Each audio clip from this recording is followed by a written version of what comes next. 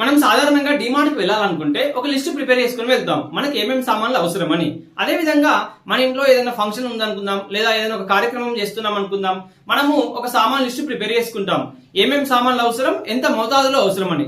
అదే విధంగా మన జీవితానికి సంబంధించినటువంటి అతి ముఖ్యమైనటువంటి పనులను మాత్రం మనం ఎలాంటి లిస్టు రూపంలో పొందుపరచుకోకుండా మార్నింగ్ నుంచి నైట్ వరకు పనులన్నీ చేసుకుంటూ వెళ్తాం. తీరా చూస్తే మన లైఫ్ లో మాత్రం పురోగతి కనిపించడం లేదు అని బాధపడుతుంటాం. సో దీనికి ప్రముఖ వ్యాపారవేత్త అయినటువంటి వివేక్ బింద్రా గారు ఏం సలహా ఇచ్చారంటే, మీరు మీ పనులను చేసేటప్పుడు వాటిని ఒక ప్రాధాన్య క్రమంలో పొందుపరుచుకుంటే, సో ప్రాధాన్యతలను అనుసరించి మీరు పనులు చేసుకుంటూ పోతే, అది ఏ రంగమైనా సరే, విద్యారంగమైనా సరే, ఉద్యోగ రంగమైనా సరే, ఉద్యోగ ప్రయత్నాలకు సంబంధించినటువంటి అంశమైనా సరే, వ్యాపార నిర్వహణకు సంబంధించిన అంశమైనా సరే, మీరు ఈజీగా గెలుపు సాధించవచ్చు అని. సో ఫ్రెండ్స్, మనం చేసే పనులను మోస్ట్ ఇంపార్టెంట్ అని, మోర్ ఇంపార్టెంట్ అని, ఇంపార్టెంట్ అని వాటిని ఒక లిస్ట్ రూపంలో పొందుపరుచుకొని మొదటగా మోస్ట్ ఇంపార్టెంట్ పనులను కంప్లీట్ చేసి, ఆ తర్వాత మోర్ ఇంపార్టెంట్ పనులను, లాస్ట్ గా ఇంపార్టెంట్ పనులను ఇలా చేసుకుంటూ పోతే ఈ లైఫ్ లో మనల్ని సక్సెస్ అవ్వకుండా ఏ ఒక్కరు కూడా అడ్డుకోలేరు. So friends,